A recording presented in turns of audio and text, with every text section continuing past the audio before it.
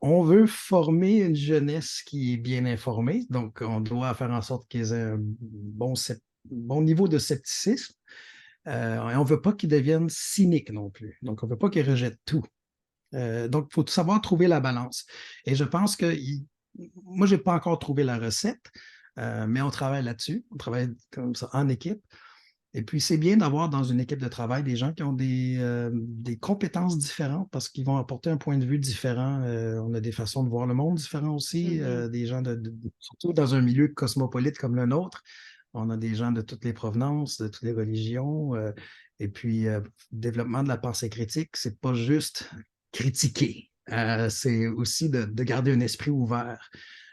Et ça s'enseigne bien chez les élèves. Je pense qu'au départ, si on commence dans nos cours à essayer de commencer à demander aux jeunes de questionner les sources, de savoir si les sources sont fiables, c'est déjà un bon pas en avant.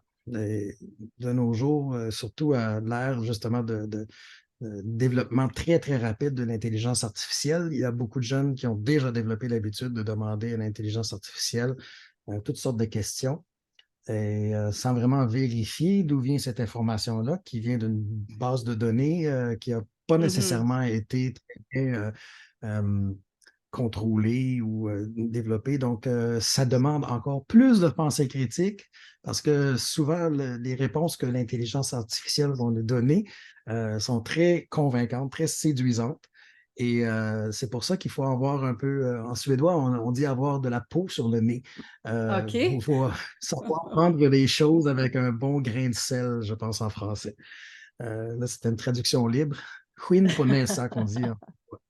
Euh, donc, savoir justement ne pas être trop crédule.